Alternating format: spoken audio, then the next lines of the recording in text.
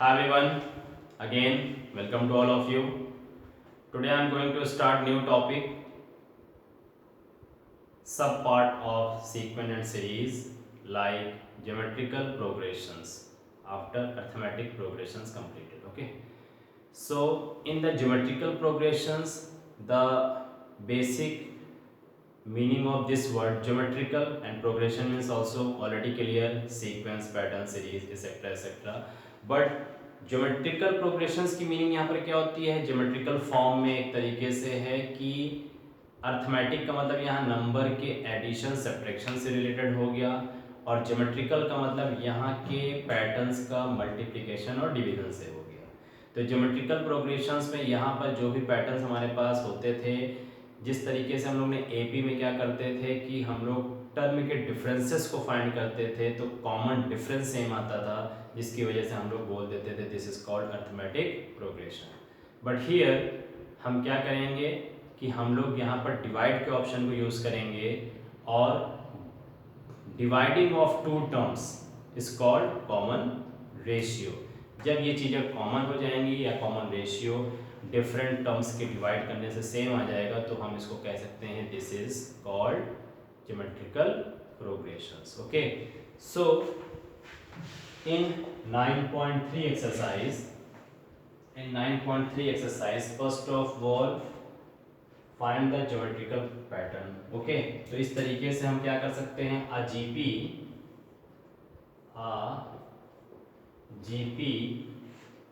can be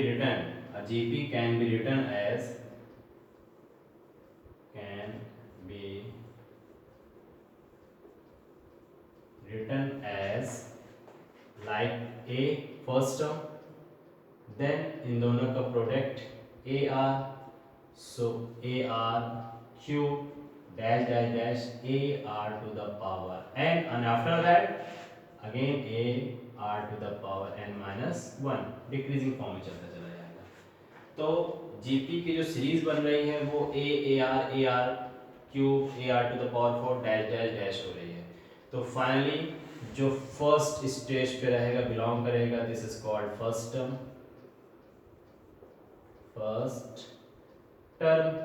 and common ratio.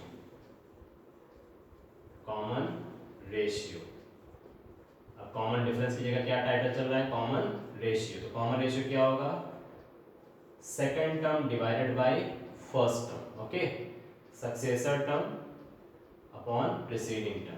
तो A cancel, R stand किया। Similarly A R cube upon A R square, A cancel, R cube से R square total cancel, तो remaining part क्या बना, are. तो इस तरीके से कॉमन रेशियो क्या हुआ, कॉमन हुआ। तो इस तरीके जब कॉमन रेशियो हमारा इक्वल आने लगता है तब हम सीरीज को जस्टिफाई कर देते हैं, this is called GP series, geometrical progression series. तो इस बिहाफ पे जनरल टर्म्स ऑफ जीपी का फॉर्मूला बनाइए। General term of a GP. तो general term of a GP के लिए आपने डिफरेंट से क्या कहते हैं, A N R T N also is equal to A R to the power N minus 1। A first term, R common difference, and here N number of terms. तो इस तरीके से general term of a GP का formula आपके पास क्या बन गया, this. तो एक तरीके से ये आपका फर्स्ट स्टेज का फॉर्मूला होगा जो अमूमन हर जगह यूज करने के लिए आएगा। And after that geometrical mean पर आते हैं, एंड सम ऑफ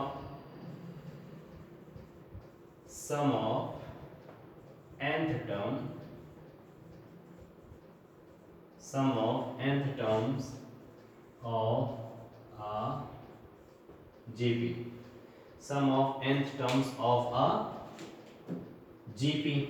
तो according to sum of the nth term of an AP के बिहाफ पे Sn is equal to A। इसमें दो कंडीशन आएगी, बिकॉज जब हम डिवाइड करेंगे तो कॉमन रेशियो 1 से बिगर होगा या 1 से कम होगा। ठीक, तो जब कॉमन रेशियो 1 से बिगर होगा तो उसकी कंडीशन अलग हो जाएगी, कॉमन रेशियो 1 से छोटा होगा तो उसकी कंडीशन अलग हो जाएगी। Finally A 1 minus R to the power n total upon 1 minus R. तो यहाँ पर 1 माइनस आर है, इसका मतलब कॉमन रेशियो क्या है, एक तरह से 1 से सब्ट्रैक्ट हो रहा है।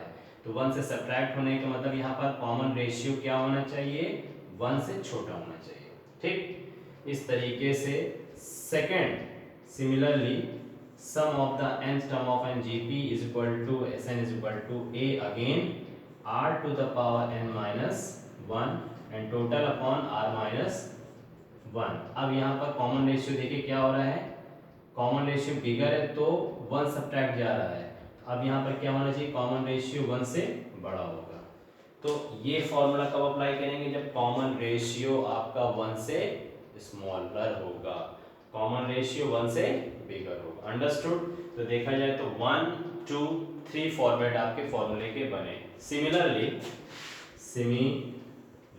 अब आपके पास टॉपिक आएगा, जैसे अर्थमेटिक मीन के लिए था, यहाँ पर आ जाएगा ज्योमेट्रिकल मीन।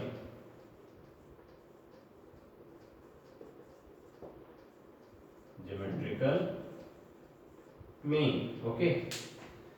तो ज्योमेट्रिकल मीन में भी कंडीशन क्या हुई कि suppose take any two number A B, तो ए और बी के बीच में आपके पास क्या है, ज्योमेट्रिकल मीन है, ज्योमेट्रिकल मीन है। तो हमने इसको जी से रिप्रेजेंट कर दिया। तो A G B R in GP, if three terms are in GP, then find the common ratio between them and equating। तो वहां पर क्या करते थे, कॉमन डिफरेंस सेम होता तो हम दोनों को इक्वलाइज कर देते थे। यहाँ पर क्या होना चाहिए, कॉमन रेशियो इक्वल होना चाहिए। तो कॉमन रेशियो के लिए क्या करना चाहिए, second term divided by first term, okay, is equal to third term divided by second term. अब हमारे लिए बेनिफिट क्या हुआ, G G means G square is equal to A B. Simply अब इस जी स्क्वायर को हम टाइप दे देते हैं geometrical mean is equal to square हटाएंगे तो अंडर रूट ए बी। तो geometrical mean is equal to under root A B. Condition clear हुई। वहां पे भी हमने इक्वेटिंग किया था, कॉमन डिफरेंस के बिहाफ पे, कॉमन डिफरेंस किसी भी टर्म्स के बीच में लेंगे सेम आना चाहिए। यहाँ पर कॉमन रेशियो किसी के भी टर्म्स पे लेंगे सेम आना चाहिए। तो हमने उसी कॉमन रेशियो को क्या कर दिया, इक्वलाइज कर दिया, okay. And after that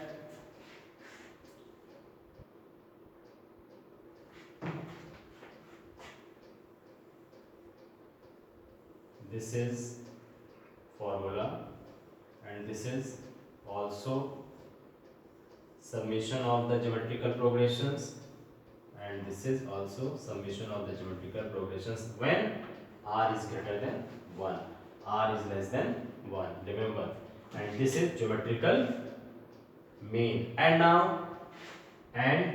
now in the miscellaneous exercise, okay, relation between geometrical mean and arithmetic mean, relation between AM and GM, okay. So we know that arithmetic mean is equal to A plus B by 2, remember, and here geometrical mean is equal to under root AB. Any problem? Okay. तो ये जो दो condition हमारे पास बन रही है इसको हमको रिलेशन में निकालना है, ठीक। तो रिलेशन में निकालने के लिए हम क्या कर देते हैं, इक्वेशन नंबर 1 2 है, हम इसको सिंपली a माइनस जी कर देते हैं रिलेशन निकालने के लिए, ठीक है, दोनों का डिफरेंस निकालने के लिए। क्यों, क्योंकि अर्थमेटिक में हम डिफरेंसेस निकालते थे और ज्योमेट्रिकल में कॉमन निकालते थे, तो हम दो पैटर्न पे काम कर सकते हैं। तो हम इसके बीच में डिफरेंसेस निकाल देते हैं, a minus G, arithmetic mean minus geometrical mean is equal to what, a plus b by 2 minus under root ab, then taking the LCM 2, so here a plus b minus 2 under root ab। अब इस चीज को हम लोग और simplify form में कैसे लिख सकते हैं, सपोज लास्ट में 2 अंडर रूट ab है, यानी a और b के जो फैक्टर है वो अंडर रूट a और b हैं, बट हियर ओनली a है। तो क्या इस कंडीशंस को हम लोग इस तरीके से लिख सकते हैं, ए को हमने अंडर रूट ए का होल स्क्वायर कर दिया plus B under root B whole square minus 2 A B, any problem, upon 2। ऐसे करने से क्या हुआ, आइडेंटिटीज बन गई, A square plus B square minus 2ab, so here a minus B whole square under root A minus under root B whole square total upon 2। ये सारी चीजें किसके इक्वलाइज हैं, a माइनस जी के। Arithmetic mean minus geometrical mean is equal to this. अब इससे हमारी meaning क्या फुलफिल हो रही है, इससे हमारी मीनिंग क्या फुलफिल, इससे मीनिंग ये फुलफिल हो रही है कि इसकी जो भी वैल्यूज होंगी अगर वो निगेटिव में भी है बट स्क्वायर के फॉर्म में होने की वजह से उसको पॉजिटिवली कन्वर्ट कर देगी, या जीरो पे स्टॉप हो जाएगी या जीरो से बड़ी चली जाएगी। तो इस तरीके से हम उसको क्या कंडीशन कह सकते हैं, is greater than or equal, is greater than or equal, जो भी वैल्यू होगी। तो फाइनली हम लास्ट में क्या लिख सकते हैं, ए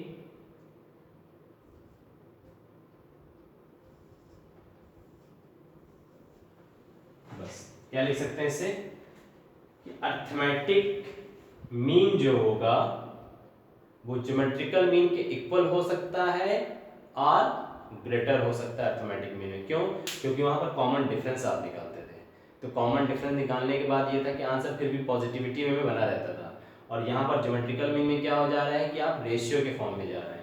तो ये कंफर्म है कि जीरो के इक्वल हो सकता है बट जीरो से बिगर होगा। तो जब इसको हम इससे स्टैंड करेंगे तो इस कंडीशन को हम लोग इस फॉर्म में भी लिख सकते हैं कि a is greater than or equal to g।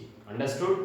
तो एक तरीके से 9.3 एक्सरसाइज से रिलेटेड जो हम लोग का कंप्लीट फॉर्मेट बन रहा है कि किसी भी तरह के क्वेश्चंस हो बट हमको इन्हीं के दायरे में रह के काम करना है। तो फाइनली हमारे पास general terms of GP, sum of the nth term of a GP, two types, and geometrical mean, and lastly relation between, this is the proving part, relation between geometrical mean and arithmetic mean. Okay children, and now take some example, take some example.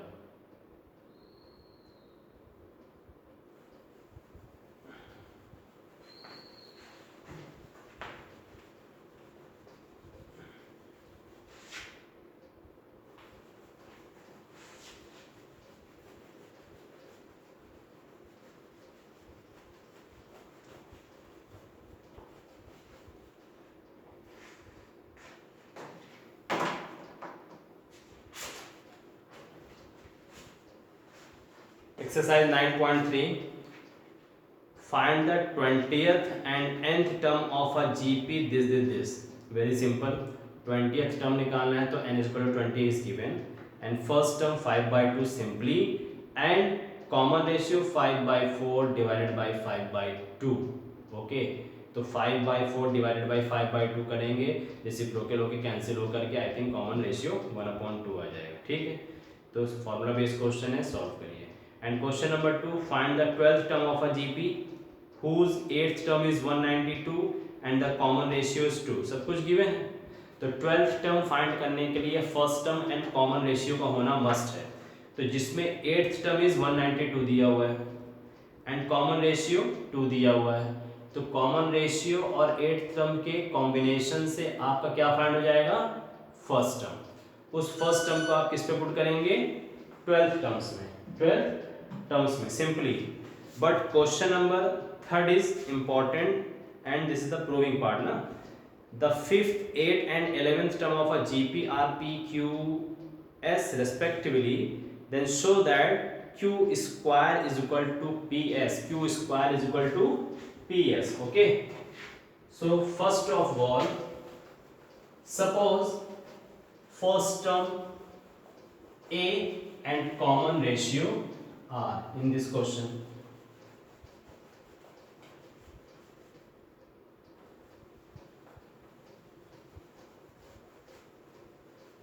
okay, in this question, so according to question number 3rd solution, this, तो finally हमने suppose क्या कर लिया, required first term be A and common ratio be small r, understood, okay। and fifth term of a GP, fifth term like a fifth is equal to P, but a fifth stand to a r to the power 5 minus 1 according to formula, then a r to the power 4 is equal to P, equation number 1. Similarly, eighth term belonging to Q, a eighth is equal to again a r to the power 8 minus 1 means a r to the power 7 is equal to Q, equation number 2nd. And 11th term belonging to S, a11 means a r to the power 11 minus 1 means a r to the power 10 is equal to PQ S, equation number 3rd. Then show that Q square is equal to PS, Q square is equal to PS.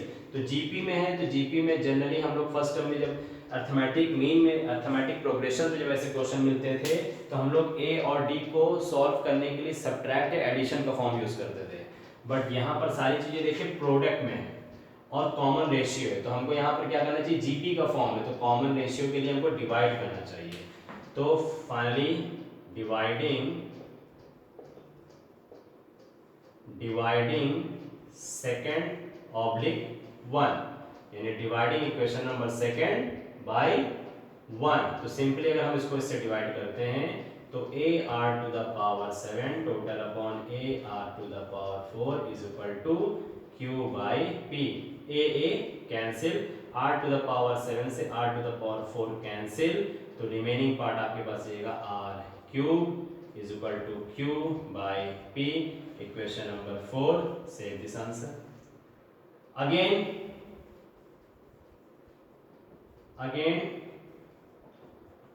dividing equation number 3rd oblique 2nd, इसी तरह से common ratio निकलेगा।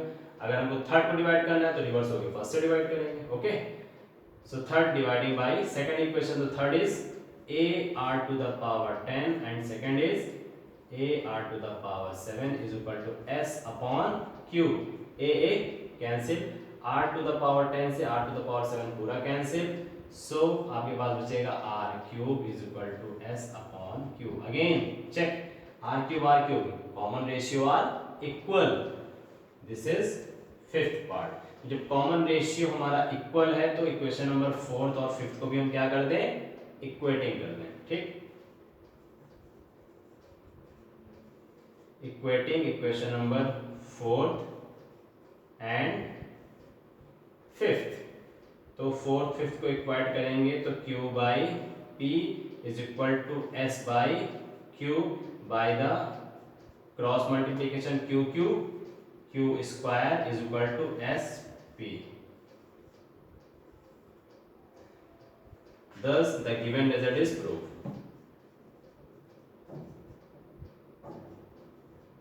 The given result is proved. Okay children, तो formula based question लगाना एक अलग चीज हुई, लेकिन प्रूविंग से रिलेटेड क्वेश्चनों को लगाने की मीनिंग अलग हुई। तो हम यहाँ पर डिवाइड ही क्यों किए, क्योंकि अर्थमेटिक प्रोग्रेशंस पे हम जनरली एडिशन या सब्ट्रैक्ट करते थे कॉमन डिफरेंसेस के लिए, बट यहाँ रेशियो फॉर्म है, जीपी फॉर्म है, इसलिए हम यहाँ पर इक्वेशंस को डिवाइडिंग फॉर्म में सॉल्व करेंगे तो ही हमारी चीज़ें जस्टिफाई होंगी। ओके, तो इस तरीके से 9.3 एक्सरसाइज में सारे क्वेश्चन बहुत अच्छे हैं और सारे क्वेश्चंस को लगाना ज़रूरी है, एटलीस्ट एनसीईआरटी के तो सारे क्वेश्चन प्लस एग्जाम्पल लगाना मस्ट है। ओके चिल्ड्रन, तो revise this exercise and next questions attempt your self at your home. तब तक के लिए थैंक यू सो मच।